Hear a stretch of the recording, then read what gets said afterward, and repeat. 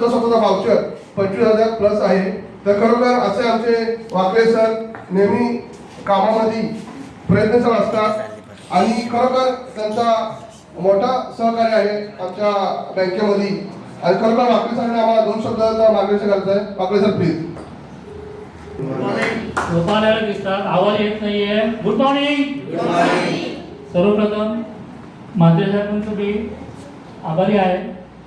त्यांच्या माध्यमातून मी थोडं ॲक्टिव्ह झालो आहे. सुरुवातीला आलो, पहिल्या महिन्यामध्ये थोडं घाबरटपणामुळे थोडं पुढे मागे राहिलो. 1-2 महिने गेले, पण त्याच्यानंतर जी ग्रीप मिळाली ती कंटिन्यू ठेवली. मी प्रथम तुम्हाला माझा मार्केटमध्ये एक अनुभव आला तो शेअर करतो. संगीता मॅडम आणि मी असंच कर्जतला डेली अकाउंट ओपन करण्यासाठी निघालो होतो. एका क्लायंटला समजवता एक समोरून स्कूटरवाला माणूस आला, बोलला यांच्याकडे खातं खोलू नका, असे प्रॉब्लेम येतात, सगळ्या बँका उरतात. तर मला आईच्या नावाने कोणी काय बोललं तर मला संताप येतो. ही माझी आईच आहे, आपली बँक ही माझी आईच आहे. तुम्ही त्याला उलट उत्तर दिलं की तुम्ही किती टाकता, 1 करोड टाकता का बोला. माझी गावाकडे शेती आहे, 2 करोडची शेती आहे. तुम्ही 1 करोड टाकत असाल तर मी माझ्या जमिनीचे सगळे पेपर तुमच्याकडे देतो. काय नाही बोलला तो. म्हटलं 50 लाख तुम्ही 25 लाख टाकू शकता का. 50 लाख 40-45 लाखाचा माझा फ्लॅट आहे, त्याचे पेपर देतो. त्याची मी अवकातीवर उतरलो की तू 500 रुपये आरडी काढू शकतो का. तिथून त्याने धूम टोकली आणि तो निघून गेला. त्यामुळे असं उत्तर द्या तुम्ही.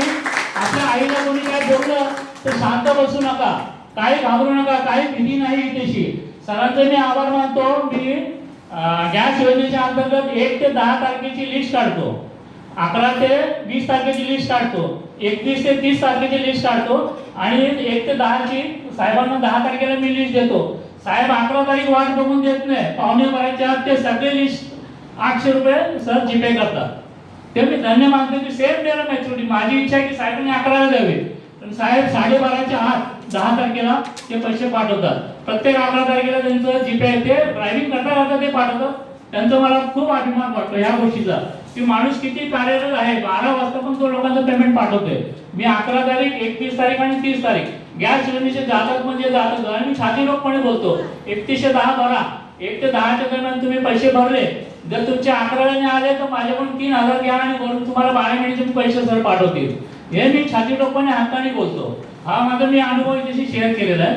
त्या संदर्भात सरांचं मॅच्युरिटी नेक्स्ट डेला जाते की ज्या दिवशी येतं त्याचं पुस्तकाची टोटल मारतो, मॅच्युरिटीच्या फॉर्मवरती सही घेतो आणि त्याचं चेकचं डिटेल देतो. दुसऱ्या दिवशी सकाळी मी 12च्या आत चेक तयार असतो नेरळ बँकला.